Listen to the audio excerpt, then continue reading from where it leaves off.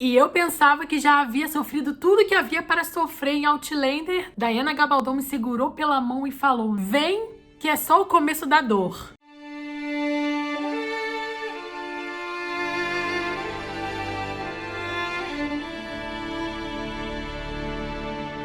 Olá todo mundo, sejam bem-vindos a mais um vídeo do Kabuki TV. Esse é o Clube Outlander, o episódio 2. E se você não assistiu o episódio 1, eu vou deixar aqui nos cards pra vocês. Sejam bem-vindos quem tá chegando agora, não conhecia o Clube Outlander. O Clube Outlander ele foi fundado pelo Kabuki TV e desde fevereiro desse ano nós estamos reunidos no Telegram para lermos todos os livros da série Outlander. Outlander, da Diana Gabaldon, uma série de fantasia, mas principalmente de ficção histórica que traz o universo dos clãs escoceses na época de 1745, quando na época o trono da Escócia era comandado pela coroa inglesa. Esse é o segundo vídeo da série onde nós vamos falar sobre A Libélula no Âmbar, o segundo volume. Demorou pro vídeo sair, gente, mas estamos aqui finalmente. Foi uma leitura incrível, mas muito difícil também em alguns aspectos que já vou explicar pra vocês, ao mesmo tempo que ela é intensa e que me ensinou demais. E o próximo livro é O Resgate no Mar. Já rolou o tempo de ler O Resgate no Mar, mas a gente vai fazer a nossa live no dia 15 de agosto lá na Twitch. E você pode participar, se você entrar pro time de Outlerdos, como muitos, e se atrasar com as leituras, não se preocupe. Sempre tem gente lendo o primeiro livro, o segundo livro, lá no Telegram, mesmo quando a gente estiver no terceiro e no quarto. O pessoal chega no clube na hora que consegue. E hoje o nosso foco aqui é A Libélula no Âmbar, um livro que nos entrega o fim no início, mas que mesmo assim não nos poupa do enorme sofrimento. Claire e Jaime Fraser atraem tanto sofrimento para o seu destino que isso acabou mudando muito as minhas perspectivas para os próximos livros. Lembrando que esse é o vídeo resumo do segundo livro, então tem spoiler. Vou contar todo o livro em detalhes aqui pra vocês. Por enquanto ainda não fiz nenhuma abordagem sem spoiler dos livros de Outlander no Kabuki TV, mas é uma coisa realmente muito impactante. Eu gosto muito da escrita da Diana, eu recomendo demais que vocês começam a ler os livros. Lembrando que é uma classificação de 18 anos, tem os gatilhos, eu vou deixar o aviso aqui na tela pra vocês, porque especificamente esse aqui são muitos. Todos os livros da saga Outlander estão disponíveis na Amazon, e-book, físico. Vou deixar os links aqui caso vocês ainda queiram adquirir. Lembrando que utilizando os links do Kabuki TV, vocês ajudam muito o Kabuki TV a continuar produzindo conteúdo sobre literatura na internet. Não se esqueçam das nossas redes sociais, o Twitch, o Instagram, o TikTok também. Tem muito conteúdo por lá literário. E nós também temos o nosso Discord, que é o Kabuki Verso, a casa do Kabuqueiro, um servidor repleto de chats, muitas conversas. É um lugar extremamente especial para quem gosta de viver o universo do Kabuki TV no máximo. O livro A Libélula no Âmbar, ele é dividido em 7 partes. Diana Gabaldon, dessa vez, ela vai trazer uma narrativa diferente. E já na parte 1, através de um Espelhos às Escuras, a gente conhece a Claire em Inverness, em 1968. Em 1968, a gente vê aí que a Claire está com a sua filha, Brianna, que já tem mais de 20 anos, visitando Inverness. Ela passou os últimos 20 anos em Londres como esposa do Frank, e já aquele primeiro capítulo nos deixa desesperados, sabendo que o futuro e o destino da Claire e do Jaime deu errado. Claire e Brianna, elas vão a Inverness, mais especificamente para encontrar Roger Wakefield, que é o filho do reverendo Wakefield, né? Eu acho que é um filho adotado. A Claire, em especial, encomenda uma pesquisa com o Roger. Ele é professor de história numa universidade renomada e ela pede para que ele descubra os verdadeiros mortos da Batalha de Culloden. Lá no livro 1, a gente sabe, e é uma coisa que realmente aconteceu, os clãs escoceses perderam de fato a batalha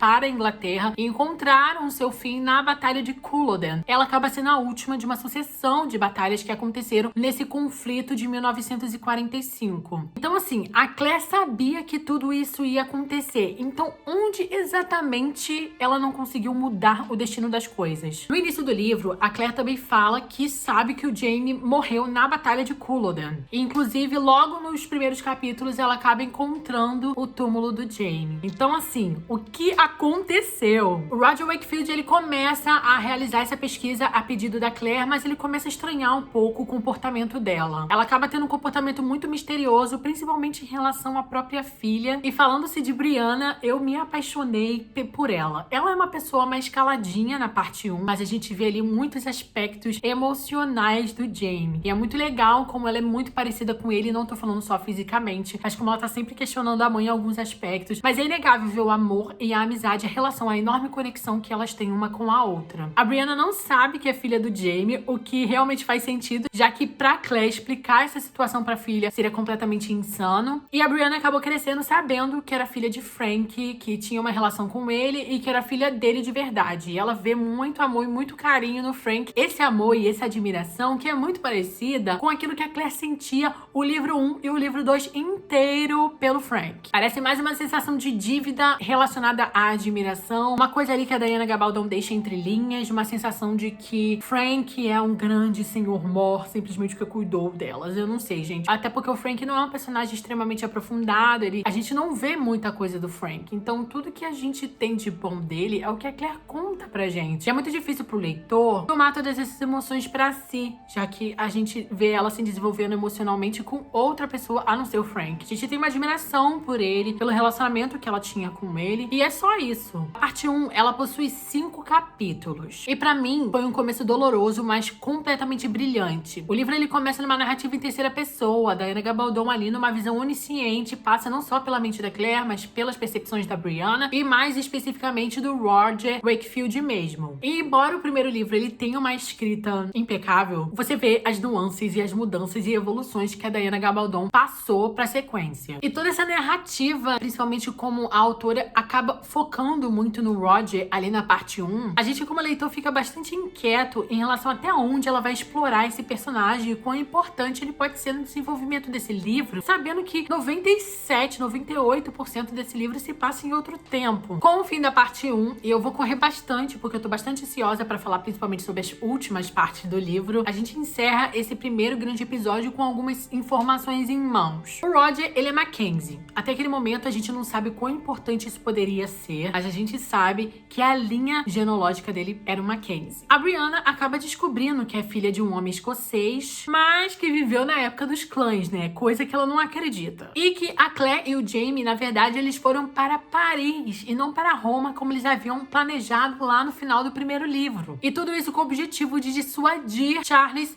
Stuart, esse personagem que é central e que é muito frustrante pro leitor, a falta de noção dele e a enorme responsabilidade. Um jovem, gente, mimado, que não tem trono nenhum nas mãos e que não faz isso de um jeito inteligente. É muito frustrante. E baseado nesses acontecimentos, a gente imaginava, né, que ia vir tiro e gritarias e surtos e desesperos por aí. Embora Libélula no Amba seja um livro mais triste, mais intenso, ele também traz uma sensação maior de estabilidade do que o primeiro. Então, talvez seja por isso que dói bastante pro leitor ver tudo desmoronar no livro 2. Em contrapartida, a gente tem um amadurecimento da existência da Claire lá em 1745, que dá muito gosto de ver. E é o que nos desprepara pro que vai acontecer no final desse livro. E aí começa a parte 2, os pretendentes ao trono, lá na França, em Paris, em fevereiro de 1744. No início da parte 2, a gente já sabe, Claire está grávida. Ela e James, eles recebem 2 propostas em uma mesma semana. A primeira proposta é do rei James, o pai do príncipe Charles. O rei pagaria todas as despesas da Claire e do Jamie indo para Paris, na França, além de uma enorme quantia de dinheiro se o Jamie concordasse e dar assistência pro príncipe Charles Edward. A segunda proposta é a de Jared Fraser. Ele é primo do Jamie e a proposta de Jared é que Jamie iria para Paris para administrar os negócios do Jared.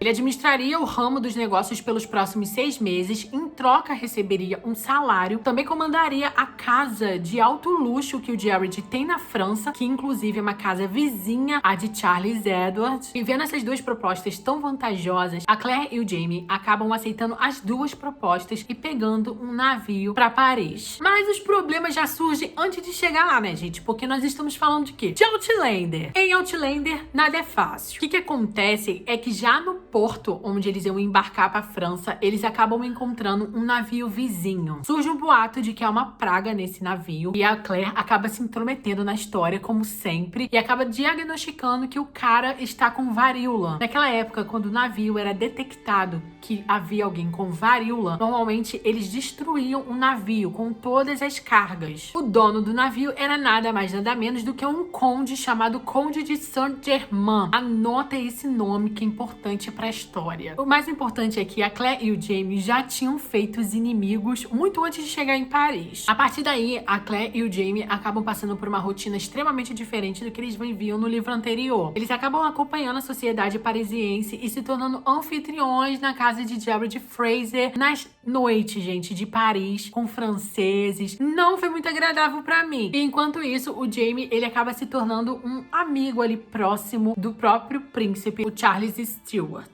O objetivo da Claire e do Jamie em Paris era de desfazer os esquemas políticos do Charles, enquanto o Jamie se aproximava do próprio príncipe para tentar dissuadi-lo. Mudar de ideias, dar um passo atrás em alguns esquemas, acabar atrapalhando alguns contatos, para que essa rebelião nunca acontecesse e levasse ali à morte, né, dizimasse os clãs escoceses. Eles estavam literalmente salvando a vida da Escócia. Quem chega a Paris é uma jovem de 15 anos chamada Mary Hawkins. Ela chega a Paris para se casar com um visconde chamado Visconde de Marynay, que seu tio, o Silas Hawkins, havia escolhido e arranjado para ela. A Mary Hawkins, ela é muito importante na história, principalmente porque Claire já havia visto há muito tempo a linhagem genealógica de Frank, e ela sabia que a linhagem começava quando o Blackjack, né, o Jonathan Randall, se casava e tinham um filho com a tal da Mary Hawkins. Então, a princípio, esse arranjo de casamento não era o destino que a Mary Hawkins tinha na frente. Então, a Claire fica confusa, o leitor também fica criando teorias. Só que àquela altura, a Claire e o Jamie acreditam que o Jonathan Randall, o Blackjack, está morto lá do primeiro livro. E eu, que sou uma leitora que foge de muito spoiler, também acreditava que isso realmente tinha acontecido. Logo depois, quem aparece? Já no Palácio de Versalhes, quando eles estão fazendo uma visita ao rei Luís, quem aparece? Um jovem extremamente parecido com Jonathan Randall. O que a gente sabe é que o Alexander Randall, ele é irmão mais novo do Blackjack. Ele é um menino jovem, pobre, trabalha pro Duque de Sandringham e tem a saúde muito frágil. E a gente acaba descobrindo também que o Charlie, o nosso príncipe Charlie, o nosso querido Chala, ele tem um caso com a princesa Louise de la Tour de Rohan. Ela é casada com Jules, que é um monsieur muito famoso e de muito prestígio na alta sociedade da França. E a Louise, ela acaba engravidando do Charlie. Ela é apaixonada pelo Charlie, o Charlie é apaixonado por ela e ele acaba descobrindo que vai ser pai de uma bebê. Só que a Louise acaba escondendo, obviamente, e anuncia aí a gravidez como a do marido. Nesse tempo todo, enquanto a gente tem essas tramas acontecendo, a Claire e o Jamie continuam trabalhando para dissuadir o Charlie, para poder atrapalhar os esquemas políticos dele. E nesse tempo, eles acabam encontrando um menino chamado Fergus. Fergus, que é um dos meus personagens mais queridos desse livro. O Fergus, ele é um menino que é contratado para ser abatedor do carteiro, ou seja, ele roubaria cartas, levaria pro Jamie fazer uma leitura ali, ele falsificaria depois o selo real de novo e mandaria elas de volta pro seu lugar. Tudo isso para ter informações privilegiadas tanto do rei da Inglaterra quanto do rei da França e também da coroa escocesa. Então, assim, era a fofoca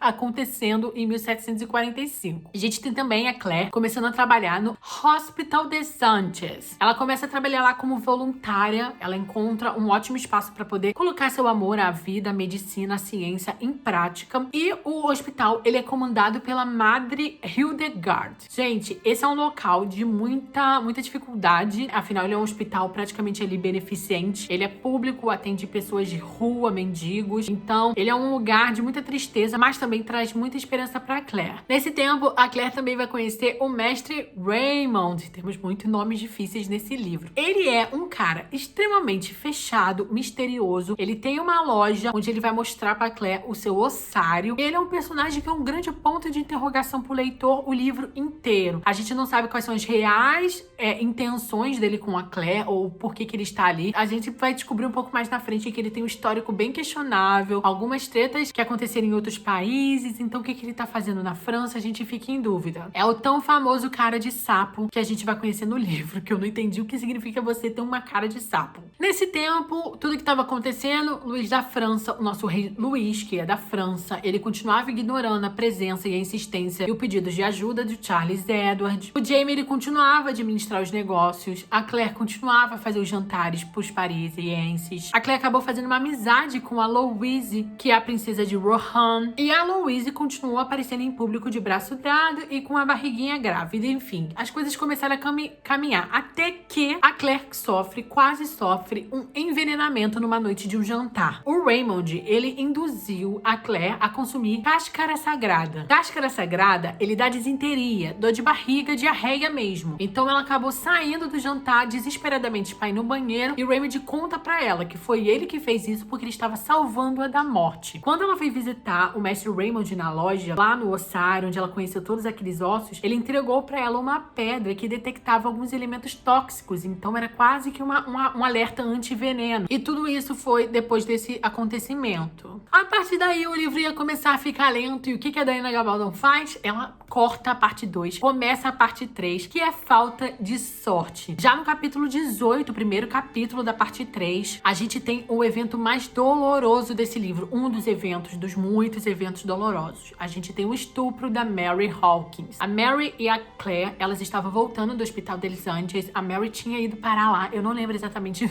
do que ela tinha ido parar, se ela tinha ido visitar a Claire ou a própria Madre Hildegard, a gente não lembra agora. Quem lembrar, coloca aqui nos comentários pra mim. Vai preenchendo as informações do vídeo aqui embaixo também pra gente discutir. E os dois caras que tentam estuprar as duas, esses dois caras, eles acabam prendendo o Murtagh, que era o segurança da Claire nessa época. O Fergus também estava com eles e ele também é derrubado. E os dois caras, um deles consegue estuprar a Mary de fato. Enquanto o outro, quando olha pra Claire, fala que ela é a La Dame Blanche. La Dame Blanche, que significa Dama Branca. Existe uma lenda urbana em Paris, e eu não sei se essa lenda era real e na França inteira. A Dama Branca era uma lenda de uma bruxa que conseguia ver o âmago dos homens e se houvesse mal ali, ela os transformava em cinzas. Então, a Claire só se salvou do estupro por conta desse cara ter olhado pra ela e falado que ela é Dama Branca. A Mary acabou sofrendo um estupro e sendo condenada ao isolamento social. É impressionante, né? Ela sofreu o estupro, ela é a vítima, mas agora as pessoas olham pra ela com nojo. No capítulo 21, a gente tem a tão inesperada aparição de Blackjack. O Jonathan Randall é visto pela Claire e pelo Jamie na casa do Duque de Sandringham. É interessante porque o Jamie, ele automaticamente entra no modo violência e ordena que o cocheiro leve a Claire para casa. E ele simplesmente desaparece, e a gente acaba descobrindo depois que ele arma um duelo com o Randall. Mas aí a Claire, nesse tempo, ela consegue convencer o Jamie a cancelar esse duelo e não matar o Blackjack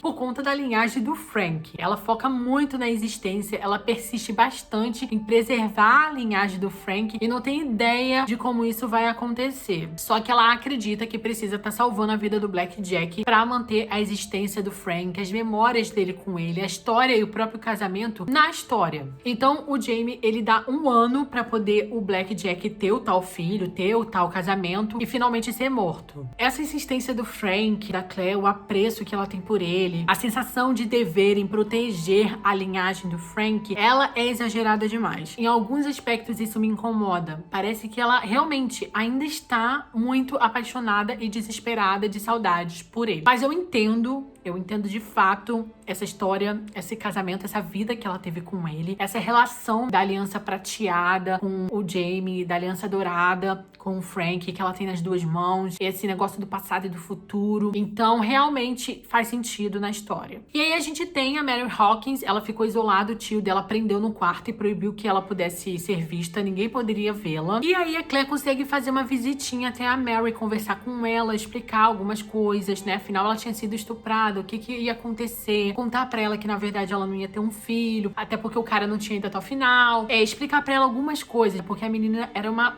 jovem que não tinha conhecimento nenhum da própria vida, do próprio corpo. E aí a Mary Hawkins, logo depois de tudo isso, da aparição do Blackjack, ela aparece lá na casa do Duque de Sandringham, atrás do Alexander Randall. Aí naquela altura eu já entendi que o esquema dela de amor era com ele. Então ela era apaixonada pelo Alexander Randall. A partir daquele momento, eu já tinha construído várias ideias sobre a linhagem do Frank, que não poderia ser necessariamente do Jonathan Randall. Fiz todas essas minhas teorias e acertei, Brasil. Só que a Mary Hawkins, ela aparece lá atrás do Alexander Randall e contam pra ela, né, que ele não está lá porque ele foi demitido. Eu não lembro por que ele foi demitido, coloque aqui nos comentários o que aconteceu, mas eu acho que tem a ver com algum problema ali, algum escândalo, alguma coisa aconteceu de errado com o Alexander Randall e ele foi demitido logo depois. A gente também tem a chegada do Dougal ao livro. O Dougal chega ao livro e E assim, é uma aparição interessante, eu gosto muito desse personagem, eu não gostava dele no livro, é assistindo a primeira temporada que eu me apaixonei por esse ator. E aí eu comecei a gostar do personagem. Acabou pegando, gente, não adianta, eu gosto do Dougal, ele não presta, mas eu passo o pano pra esse homem. Em algumas coisas, óbvio. E logo depois da chegada do Dougal, a gente tem o final da parte 3 e o início da parte 4, gente. O escândalo.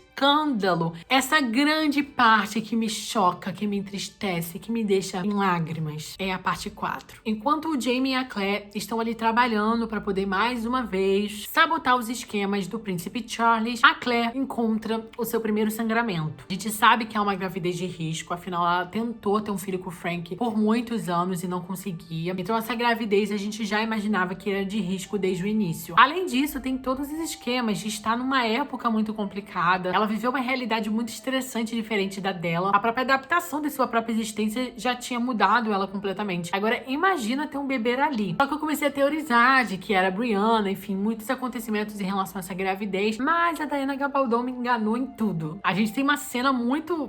que eu fiquei... What the fuck? Que é do Jaime e da Claire. Eles recebem em um jantar o tal do Monsieur Forrest. Esse cara, ele é um carrasco profissional, estrangulador e esquartejador. Ele é chamado, convidado por vários reinos para poder realizar mortes e torturas de traidores. Essa é uma das cenas mais pesadas porque tem detalhes demais descritivos. Ele vai contar durante um jantar como que ele faz o trabalho dele. Ele parece ser um pouco maníaco com isso. E a Diana Gabaldon, ela acaba não poupando o leitor, não que ela já tenha feito isso anteriormente, né? E a forma como a Diana Gabaldon descreve o esquartejamento, ela é tão genial quanto doentia. Afinal, a gente tá falando disso em um tempo onde esse tipo de coisa era uma profissão. Passou esse momento, né? Tem aquela reflexão do Jaime pensando que ele estava causando traição ao trono escocês. Ele estava em esquema de traição. Ele estava mentindo para Charles Edward. Ele estava mentindo para absolutamente todo mundo. Então ali era literalmente a descrição do destino dele e é bem assustador. Aí nós chegamos ao grande escândalo dessa parte, que é o duelo do Blackjack e do Jaime. O Jaime, ele desaparece e aí rola um boato que chega uma hora depois aos ouvidos da Claire, que o Jaime havia desafiado um inglês por conta de uma prostituta, o que era incabível e muito estranho. E a Claire acaba descobrindo que o duelo ele aconteceria em Bois de Boulogne. E lá vai Claire, mais uma vez, tentar salvar a linhagem do Frank. Toda hora é isso, cara, toda hora. E ela já chega lá como? Não mate o Frank e tal. Só que dessa vez dá errado pra ela. Ela acaba tendo uma hemorragia, a placenta rompe ali mesmo, e ela começa a morrer. E aí ela é levada pro hospital de Angers. Ela fica apagada por 5 dias no hospital. E quem aparece é Mestre Raymond. Essa é uma cena que eu não entendi. Eu conversei com muitos leitores e realmente ninguém realmente sabe ali. Tem algumas teorias. Por quê? O Mestre Raymond,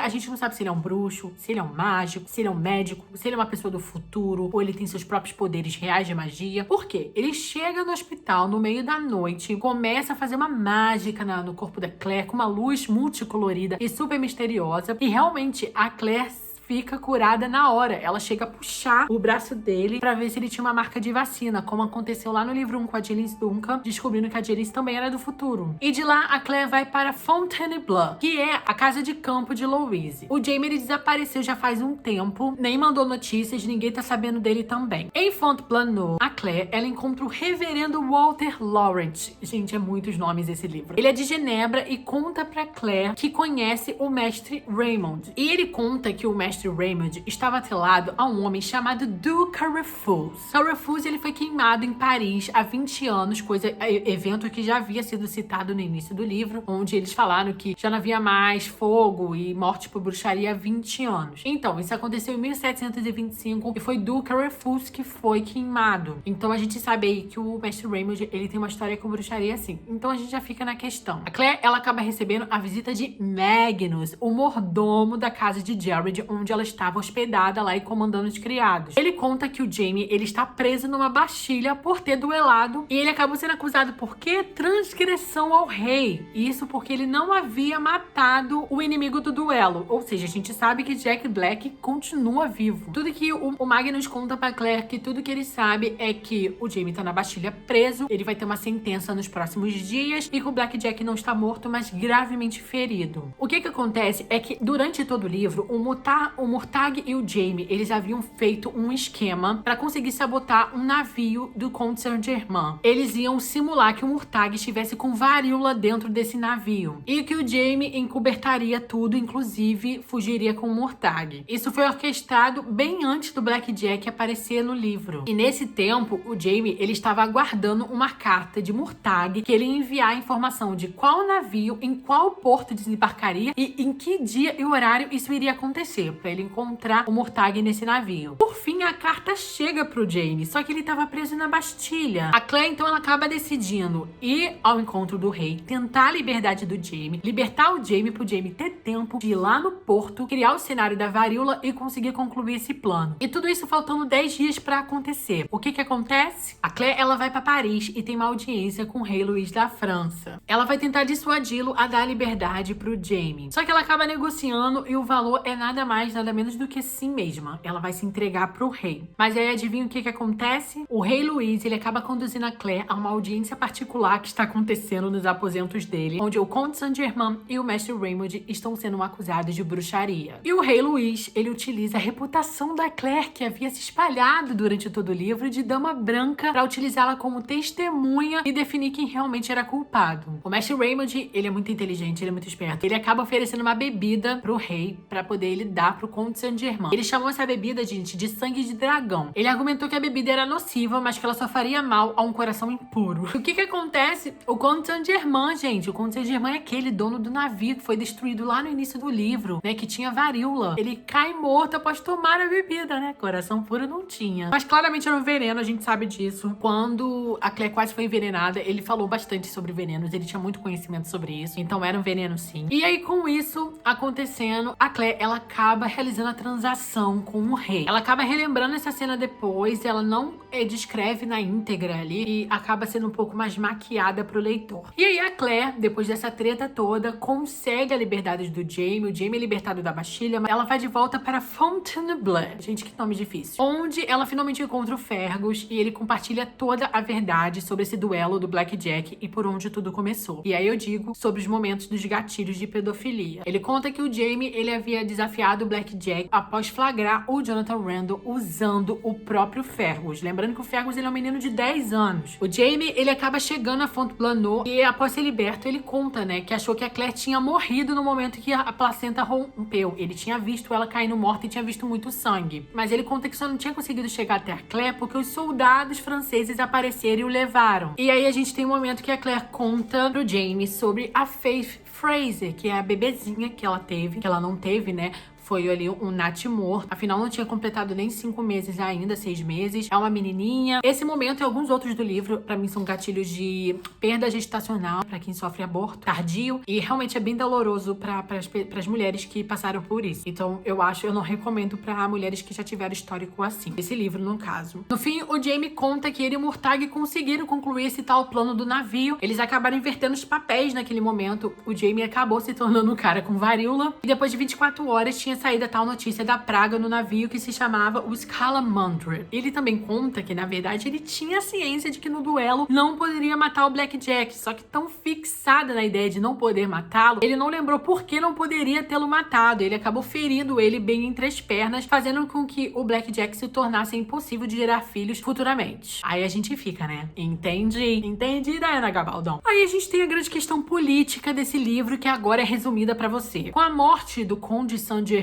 lá na audiência particular do rei, que a Claire tinha presenciado com uma grande dama branca, o príncipe Charles, ele não receberia o valor daquele homem chamado Manzetti. Havia uma negociação que estava rolando ali nos panos de fundo da história, que poderia financiar o golpe do Charles contra o trono inglês, coisa que Claire e Jaime estavam tentando evitar o livro inteiro. Então, com a morte do Conde Saint-Germain, eles não sabiam o que poderia acontecer agora e de onde sairia fundos para Charles e Stewart continuar com sua conspiração. Aí o que acontece? Entra a parte 5, De Volta ao Lar. A parte 5, De Volta ao Lar, Claire e Jaime retornam a Lely Broad. Um momento que todo fã de Outlander simplesmente espera, porque é o retorno da Claire e do Jamie voltando pra casa do Jamie, reencontrando a Jenny, a irmã dele, o cunhado Ian, os bebezinhos e sobrinhos da Claire e do Jamie. É um momento que todo fã tá sempre esperando. Eles acabam descobrindo a morte do Ronald McNabb, que traiu o Jamie no primeiro livro, né? O Jamie tava na casa dele e por conta de algumas questões ali, o Ronald McNabb batia no filho, o Jamie acabou pegando o filho dele pra cuidar em Lallybroch. Ele acabou traindo o Jamie e denunciando a localização do Jamie pros dragões ingleses. Um dia depois disso acontecer, as pessoas daquela cidade ficaram sabendo disso e mataram o Ronald. Eles incendiaram a casa McNabb com esse homem dentro. Tem uma cena muito louca que eu vou deixar agora entre parênteses aqui nesse vídeo e comentem aqui embaixo, que é uma cena que é quando eles estão chegando em Lallybroch e os cavalos começam a parar, não querem continuar, como se tivesse uma barreira invisível. Só que isso não é citado, não é trabalhado, explorado ou utilizado depois. Então, se tiver alguma relação com esse lance da cabana em cinzas lá do Ronald McNabb, conta aqui pra mim nos comentários, porque é uma coisa que ficou no ar e que eu captei e fiquei na dúvida. A gente tem um grande momento, mas que desnecessariamente longo, o capítulo da tal plantação de batatas. A Claire sabe o que vai acontecer nos próximos anos se tudo der errado e que vai ter uma grande fome nas terras altas e que isso poderia ser solucionado com a tal plantação de batatas, coisa que a Escócia nunca tinha visto antes. Era uma coisa muito mais comum na Irlanda. Eles trazem essa cultura para Lallybroch, começam a testar as primeiras plantações de batatas e são literalmente meses passados no livro onde a Claire fica perguntando se a batata já cresceu ou não, e eu acho muito engraçado essa parte. A gente também tem um momento ali onde o Ian, ele acaba apanhando do Jamie numa noite ali. Eles tinham saído, tinham ficado fora por conta do frio, da chuva, se eu não me engano, ou da neve. Eles acabaram não voltando pra casa. O que acontece é que nessa noite, numa casa diferente, eles foram recepcionados pra passar a noite. O Jamie teve um pesadelo com Black Jack e o Ian acaba acordando ele. E no meio daquela confusão alimentar que o Jamie tava, ele acaba batendo muito no Ian. E ele acaba contando pro Ian tudo o que aconteceu no final do primeiro livro, né? Quando o Jamie foi estuprado e violentado dentro da prisão de Bedford pelo Black Jack. A Claire e o Jamie comemoram 1 ano de casados. Eles haviam completado quando o Jamie estava na Bastilha e a Claire estava na audiência com o rei Luís. Então agora eles finalmente comemoram. E nós também temos o nascimento da Catherine, que é o terceiro filho da Jenny com o Ian, que é a segunda menina deles. Aí a gente tem a nova grande reviravolta nesse livro, que é quando chegam notícias em Lallybroch sobre Charles Stuart.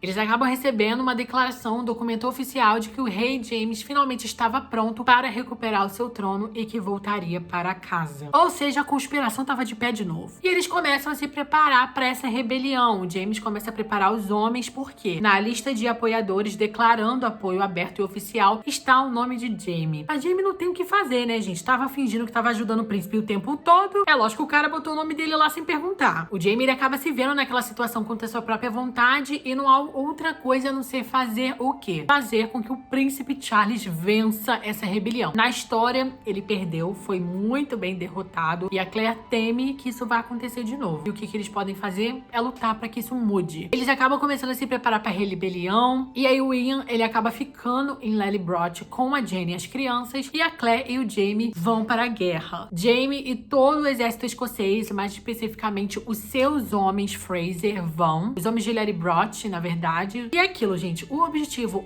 ou você vence ou você morre. E aí a gente começa a parte 6, as chamas da rebelião. A gente tem o capítulo 36, que é o maior capítulo de Outlander até o momento lido na vida de um leitor. O capítulo 36 tem 3 horas de leitura, né? Foi com Deus. E na Escócia, em setembro de 1745, que começa essa parte. A gente começa a fatídica rebelião ali. E ela vai começar em Prestopans. E ela é inacreditavelmente bem narrada para uma pessoa que não estava nos campos de batalha. Através da perspectiva da Claire, a gente vai ter uma visão ali bem dolorosa e bem real de uma guerra. Ela não tá na luta de fato, não vê homens ali portando e guerreando com outros homens com espadas, mas ela ouve os sons, tá sempre recebendo os feridos, ela vê ali a fome, o desespero, o frio à noite, a secura de manhã. E, gente, é doloroso e muito real, mas muito, muito cruel. Só que eles acabam finalmente vencendo Sendo em Presto Pans, os homens do Jaime, os homens que chegam contra o exército inglês, acabam conseguindo vencer. Gente, eu não consigo acreditar que isso rolou. O Charles, ele conduz o seu exército triunfante de volta a Edimburgo para finalmente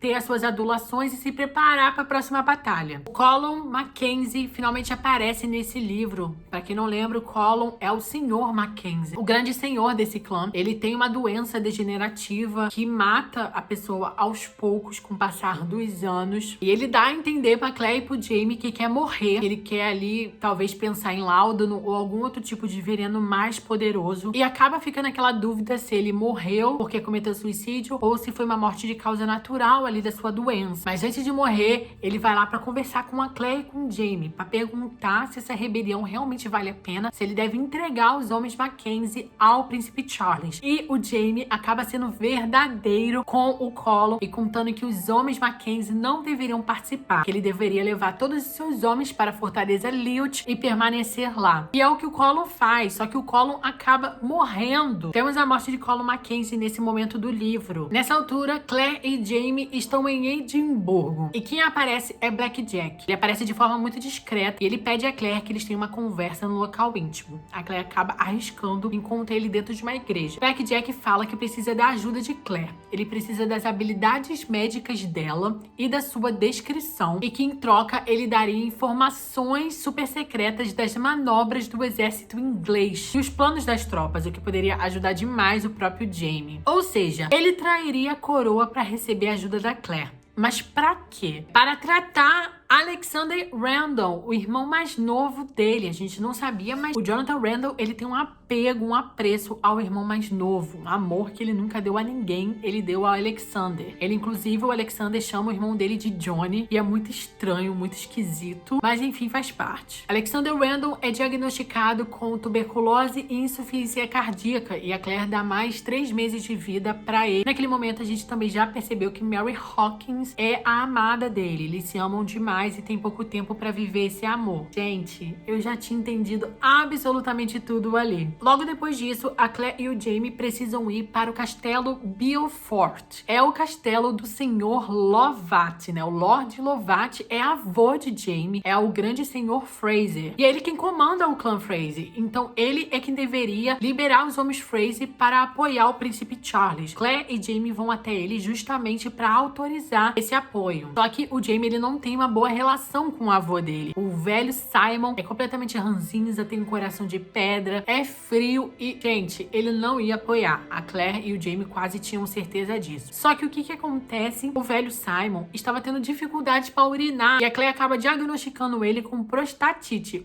um diagnóstico muito mais moderno, acho que salvaria aquele homem naquele momento. Ela acaba ensinando ali como que deveria tratar, né, gente, que eu não vou descrever aqui porque quem leu sabe. E isso faz com que o Lord Lovat goste da Claire e acaba liberando os homens Fraser pra ela. Tudo pra mim. Além disso, com a morte do Colum, a casa Mackenzie vai para o comando de Dougal. Ele, por si só, tem uma opinião, uma visão completamente diferente do irmão que morreu. Então ele acaba levando todos os homens Mackenzie para apoiar o Charles e ainda leva 10.000 libras. E a Claire acaba descobrindo que essas 10.000 libras vieram de James Duncan. No primeiro livro, Dougal tinha um caso com a Jaehaerys. Jaehaerys engravidou do Dougal. Ela teve esse bebê e foi morta, queimada, acusada de bruxaria, e na verdade ela só era do futuro, mas que ela havia roubado todo esse dinheiro do marido dela, Arthur Duncan, que tinha sido morto envenenado por ela. Então o Dougal conseguiu esses fundos e entrega na mão do Charlie. Então o Charles acaba incluindo os Mackenzie no seu exército. A gente tem alguns acontecimentos que eu não vou entrar em muitos detalhes, senão esse vídeo vai ficar com 3 horas seguidas e ninguém vai querer me assistir, mas existem muitos esquemas corruptos dentro de uma guerra.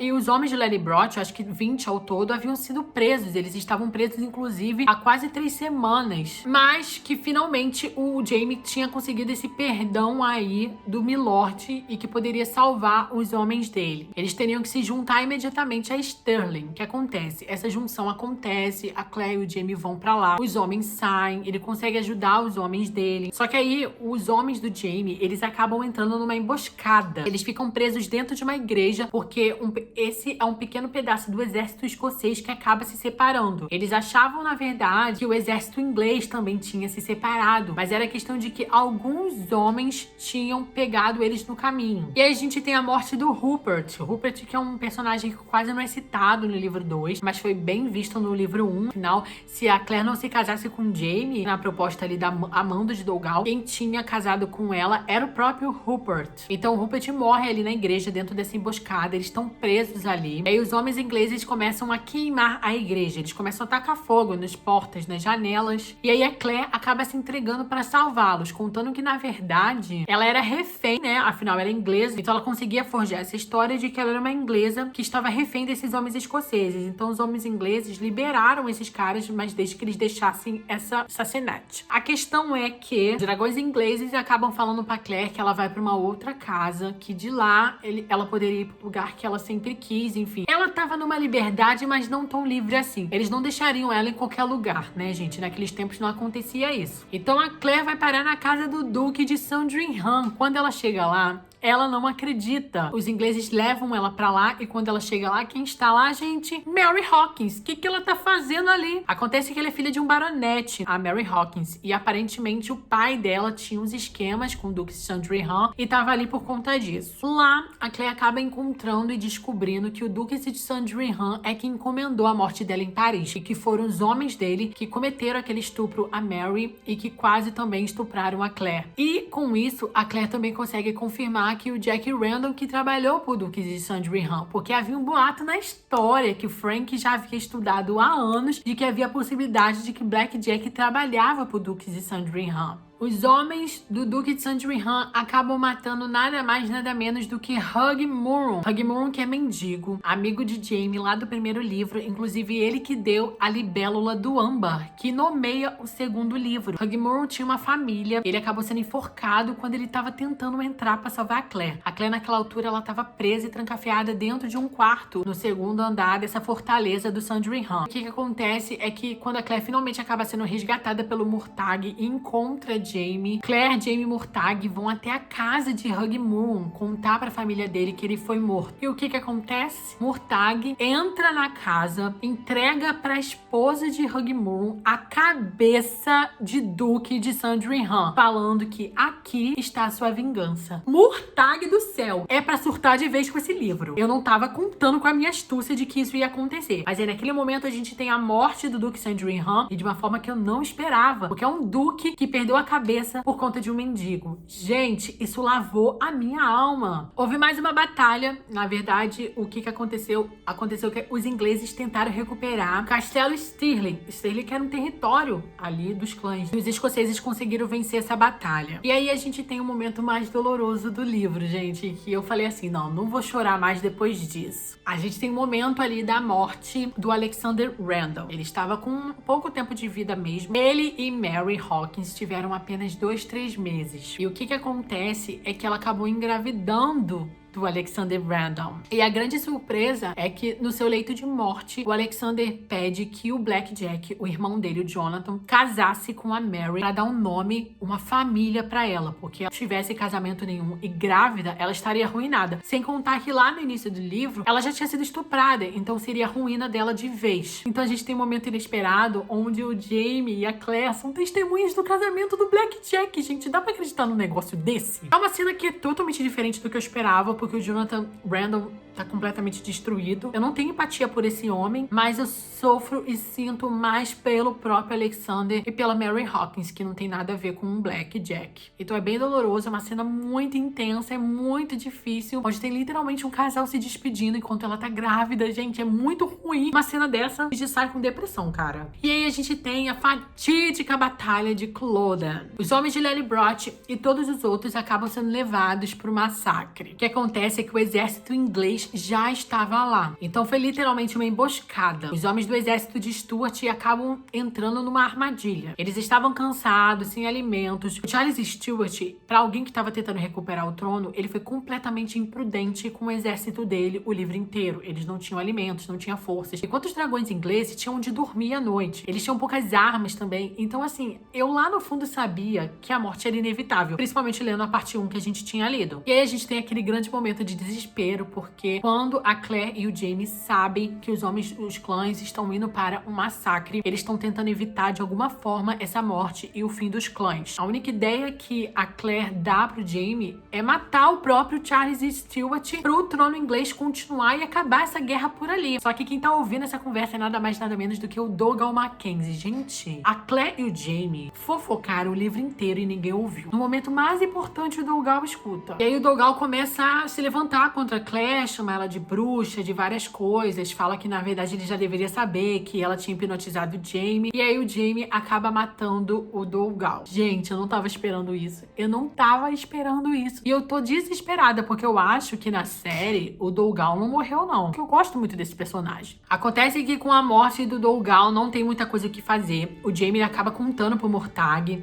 Há algumas coisas a fazer, porque ele sabe que se o Jamie não morrer na Batalha de Culloden, ele vai ser preso, né? Vai ser preso por traição e morto, porque ele matou o próprio senhor do seu clã. Então, o que ele faz? Ele manda que Fergus vá até Lelybrot. Então, assim, o Fergus sozinho, ele ia atravessar uma grande distância e levar um documento oficial que transfere todos os bens e todas as propriedades do Jamie para o Ian. O Ian e a Jenny iam ser donos de tudo. Pra quê? Pra que eles tivessem direito, porque se o Jamie morresse, todas as coisas dele, todos os bens dele ia passar pra outro homem Fraser. E não é isso que ele queria. Ele queria que a Jenny e o Ian sempre fossem donos de tudo. E aí o Fergus faz isso, enquanto o Mortag vai resolver outras questões. E aí Jamie e Claire vão em direção à Batalha de Culloden. Só que a caminho da batalha, o Jamie e a Claire param dentro de uma cabana ali, né? Eles se amam, faz tudo que tem direito. Só que chegam homens ingleses e cerca a cabana. O que o Jamie faz? Ele exige que a Claire fuja. Eles estão próximos ao Círculo de Pedras, que é onde a Claire poderia voltar para o futuro. E lá no meio do livro, o Jamie já havia feito a Claire prometer que se algo desse errado, se o Jamie morresse, ela voltaria para onde ela tem lugar. Que é onde? Em 1945, nos braços do Frank. Ela prometeu contra a sua própria vontade, ela não aceitou isso, mas ela acabou prometendo. E é o que ela faz, gente. Os homens ingleses começam a fugir, pegam o Jamie e, enfim, seguram ele e também começam a correr atrás da Claire. Um homem específico começa a correr atrás da Claire, mas ela consegue